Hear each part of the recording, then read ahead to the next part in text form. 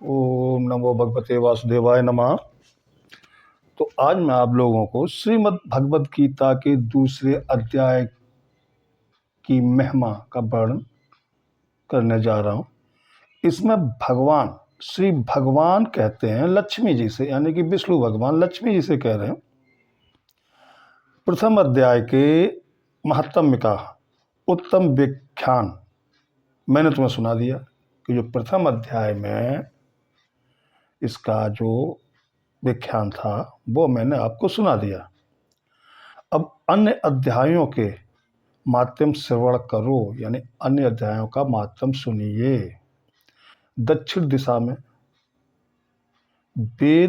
वेदांता ब्राह्मणों के पुरंदरपुर नामक नगर में श्रीमान देव शर्मा नामक एक विद्वान ब्राह्मण रहते थे। वे अतिथियों के पूजक, स्वाध्यायशील, वेद शास्त्रों के विशेषज्ञ, यज्ञों का अनुष्ठान करने वाले और तपस्वियों के सदा ही प्रिय थे। मतलब जो देव शर्मा नामक विद्वान ब्राह्मण थे, वे अतिथियों की पूजा करते थे, स्वाध्यायशील थे, वेद शास्त्रों के विशेषज्ञ भी थे और यज्ञों का अनुष्ठान करने वाले, जो यज्ञों का अनुष्ठान करते थे, जितने तपस्वी लोग उनके प्रिय थे। उन्होंने उत्तम द्रव्यों के द्वारा अग्नि में हवन करके दीर्घ काल तक देवताओं को तृप्त किया। उन्होंने उत्तम कई द्रव्यों के माध्यम से अग्नि में हवन करके कई समय तक देवताओं को तृप्ति करते रहे, उनको संतोष कर देते रहे, किंतु उन धर्मात्मा ब्राह्मण को कभी सदा रहने वाली शांति न मिली। लेकिन उन ब्राह्मण महाशय को जो उनके अंदर एक शांति, वो कभी नहीं मिल पाई। वे परम कल्याणमय तत्व का ज्ञान प्राप्त करने की इच्छा से प्रतिदिन प्रचुर सामग्रियों द्वारा सत्य संकल्प वाले तपस्वियों की सेवा करने लगे। इस प्रकार शुभ आचरण करते हुए उन्हें बहुत समय बीत गया। तदंतर एक दिन पृथ्वी पर उनके समक्ष एक त्यागी महात्मा प्रकट हुए। वे पूर्ण अनुभवी, आकांक्षा रहित, नासिका के अग्रभाग पर दृष्टि रखने वाले तथा शांति चित्त थे।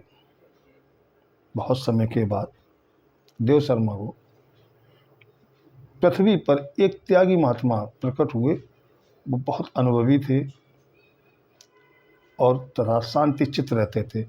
निरंतर परमात्मा के चिंतन में संलग्न हो वे सदा आनंद विभोर रहते थे। वो हमेशा परमात्मा के ही चिंतन में रहते थे और उनको कोई वो नहीं था। मतलब देव शर्मा ने उन नित्य संतुष्ट तपस्वी को शुद्ध भाव से प्रणाम किया और पूछा, महात्मन, मुझे शांति में स्थिति कैसे प्राप्त होगी?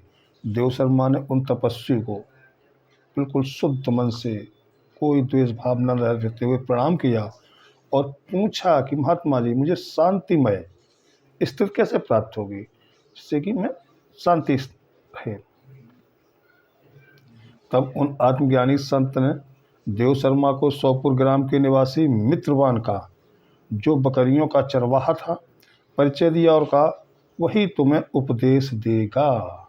महात्मा थे, उन्होंने एक सोपुर गांव था, वहाँ का निवासी था मित्रवान, जो बकरियों को चराया करता था, उसका परिचय दिया, उसका पता दिया कि ये उपदेश तुमको वही देगा जिससे कि तुम्हें चित्त में शांति मिल जाएगी।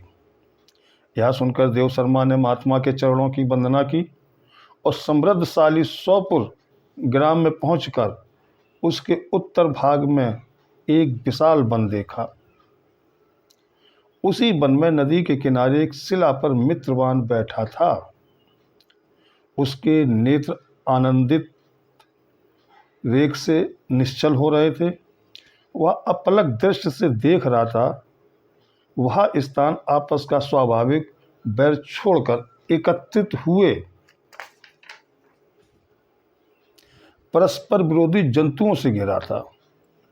वो स्थान ऐसा था कि जहाँ पे सभी एकत्रित थे आपस में स्वभाव से, और वहाँ पे एक दूसरे के जो परस्पर विरोधी जानवर थे उनसे पूरा घिरा हुआ था। वहाँ उद्यान में मंद मंद वायु चल रही थी। मृगों के झुंड शांत भाव से बैठे थे और मित्रवान दया भरी हुई आनंदमयी मनोरणी दृष्टि से पृथ्वी पर मानो अमृत छिड़क रहा हो। इस रूप में उसे देखकर देव शर्मा का मन प्रसन्न हो गया। वे उत्सुक होकर बड़े विनय के साथ मित्रवान के पास गए। देव शर्मा ने जब उसको देखा, एक ये तो बड़ा ही तपस्वी लग रहा है, और वो बड़े विनय से मित्रवान के पास गए। मित्रवान ने भी अपने मस्तक को किंचित नवाकर, जो मित्रवान था उसने भी अपने सर को झुकाकर देव शर्मा का सत्कार किया, मतलब देव शर्मा की आवभगत की। तदंतर विद्वान देव शर्मा अनन्य चित्त से मित्रवान के समीप गए, और जब उसके ध्यान का समय समाप्त हो गया, उस समय उन्होंने अपने मन की बात पूछी।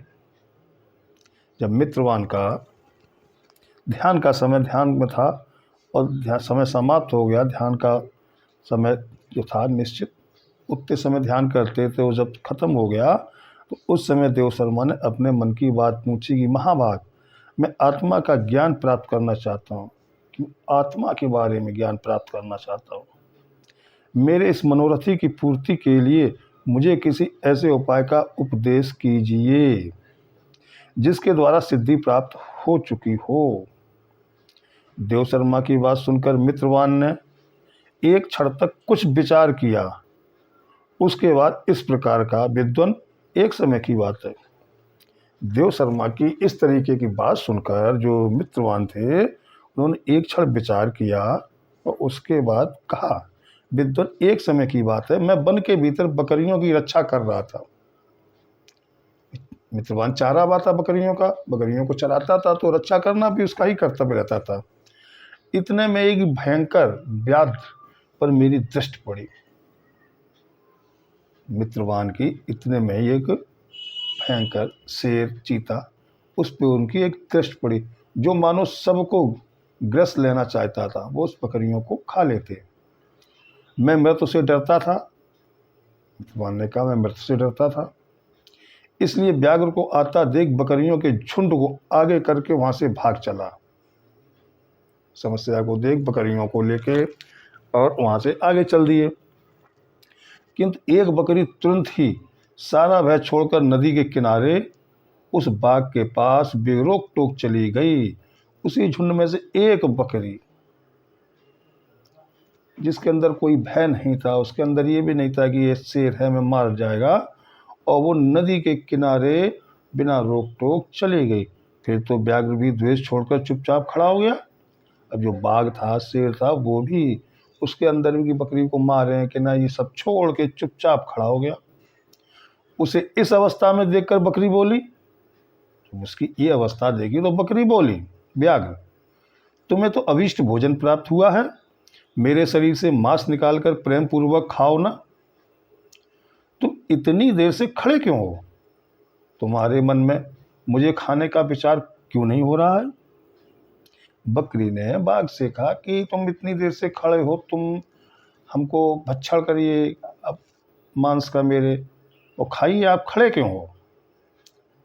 तब व्याघ्र बोला, बकरी, इस स्थान पर आते ही मेरे मन से द्वेष का भाव निकल गया, भूख प्यास भी मिट गई, इसलिए पास आने पर भी अब मैं तुझे खाना नहीं चाहता हूँ।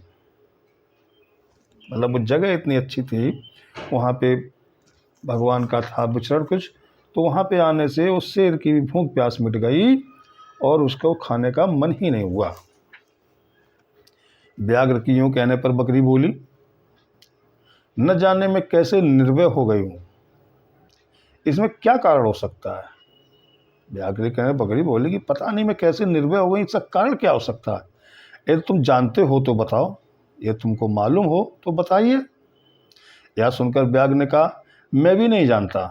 मैंने कहा, ये तो मैं भी नहीं जानता, चलो सामने खड़े हुए इन महापुरुष से पूछें। ऐसा निश्चय करके वे दोनों वहां से चल दिए।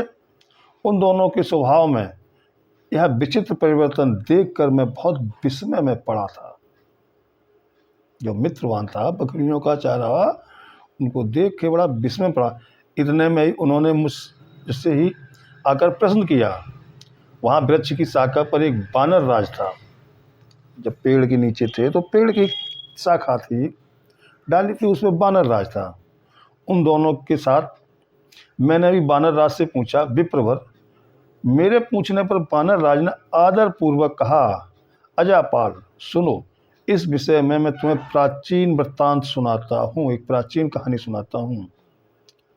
यह सामने वन के भीतर जो एक बहुत बड़ा मंदिर है, जो वन जंगल है उसके भीतर जो एक बहुत बड़ा मंदिर है,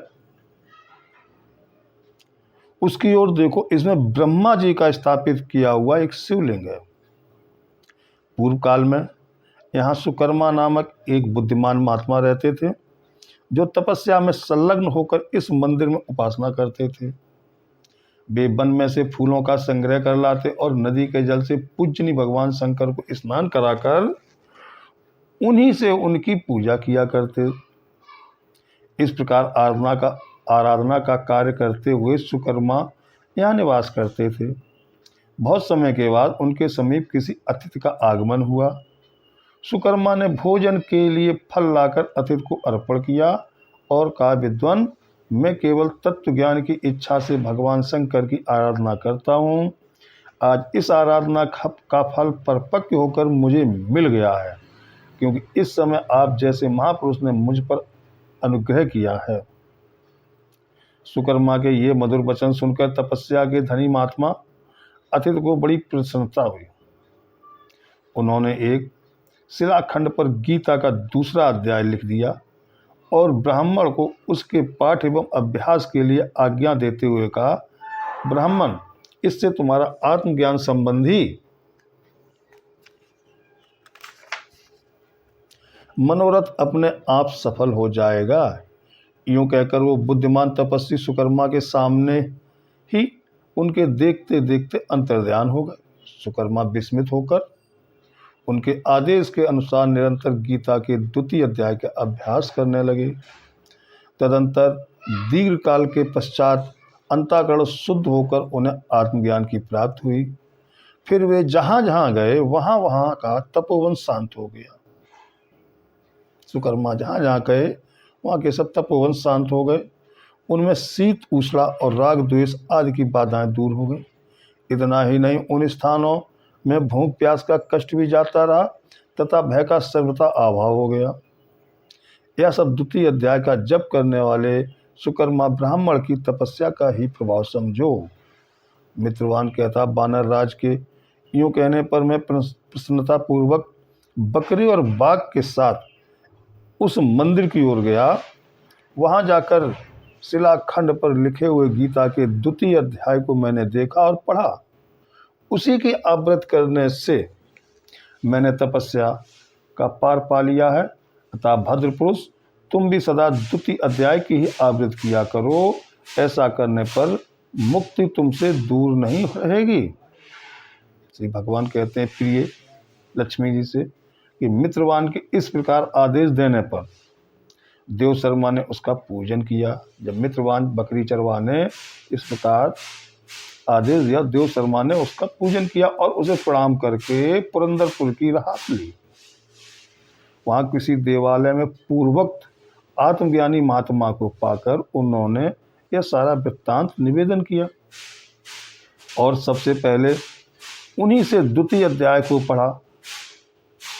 उनसे उपदेश पाकर शुद्ध अंतःकरण वाले सुकर्मा प्रतिदिन बड़ी श्रद्धा के साथ द्वितीय अध्याय का पाठ करने लगे।